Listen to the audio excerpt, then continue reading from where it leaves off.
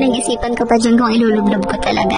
Pero parang gusto ko talaga i-try. So, ayan. Subukan natin itong Redmi Note 13 Pro Plus 5G. Ang dami ko na nakikita na good reviews ng phone na to. Naghahanap lang talaga ako ng phone na maganda yung camera at malaki yung storage. Bonus na lang for me yung ibang specs nito. And Xiaomi fan talaga ako. First time ko magkaroon ng phone with curved display or screen. And iba pala yung feels, no? Parang ang shala. More visually appealing. Parang premium quality ganun. Yung main camera, 200MP wide, 8MP ultra wide at meron ding 2MP macro. No doubt kung bakit sobrang gaganda ng quality ng videos and photos na matitake mo dito. Pinatry ko yun sa ibang videos. Malaki yung internal storage ito at ito nga yung isa sa mga reason kung bakit ito yung kinuha ko. Kasi as a content creator, kailangan ko ng malaking storage. At isa rin akong mamay na may cute na anak at ayoko mag-delete ng mga photos and videos. So dito na tayo sa exciting na part. IP68 certified to. Dust and water resistant. Kaya na itong mag-survive up to 30 minutes kung halimbawa ay may laglag or may lublob sa tubo. Ayan nga, nasubukan ko na and